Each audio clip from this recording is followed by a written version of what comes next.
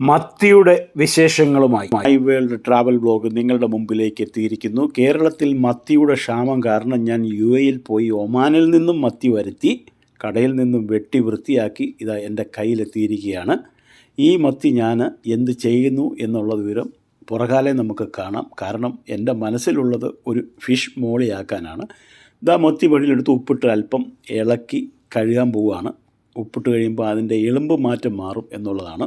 അത് ആ എളുമ്പ് മാറാൻ വേണ്ടി നല്ലതായിട്ട് അങ്ങോട്ട് ക്ലീനാക്കി കഴുകി വൃത്തിയാക്കി അതിനകത്തുള്ള അഴുക്കും പുഴുക്കും എല്ലാം എടുത്ത് വെളിയിൽ കളഞ്ഞ് നല്ല രീതിയിൽ ഉപ്പിടുമ്പോൾ അതിൻ്റെ ഒരു പ്രത്യേകത ഉരച്ച് കഴുകണം.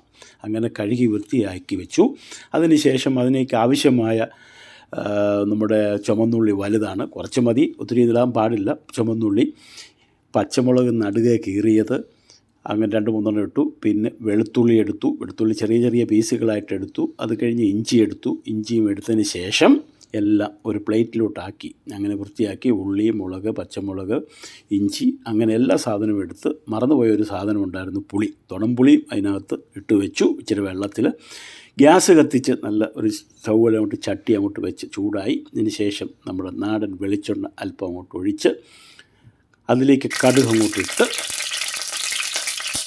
കടുകിട്ടതിന് ശേഷം ഞാൻ അടുത്ത വേണ്ട സാധനങ്ങൾ, അതായത് ഇഞ്ചിയും നമ്മുടെ വെളുത്തുള്ളി, പച്ചമുളക് ഇട്ട് നല്ല രീതിയിൽ ഇളക്കിയതിന് ശേഷമാണ് നമ്മുടെ ഉള്ളി അതിലേക്കിട്ടത്.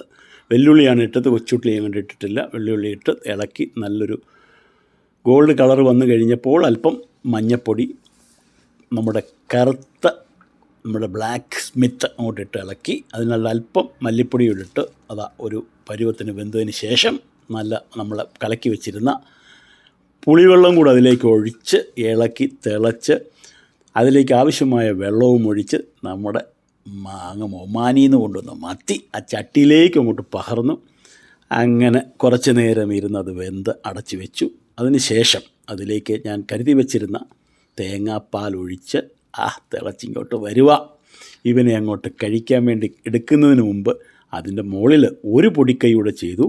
അല്പം വെളിച്ചെണ്ണയിൽ ചെറിയുള്ളി അങ്ങോട്ട് വറുത്ത് ആ ചട്ടിയുടെ മുകളിലേക്ക് ഒഴിച്ചു. നല്ല മണം. എല്ലാവർക്കും വരാം. ഫിഷ് മോളി എല്ലാവർക്കും ഇഷ്ടപ്പെട്ടു എന്ന് കരുതുന്നു. പുതിയൊരു വീഡിയോയുമായി വരുന്നതുവരെ നന്ദി, നമസ്കാരം. ഷെയർ ചെയ്യാനും ലൈക്ക് ചെയ്യാനും മറക്കരുത്.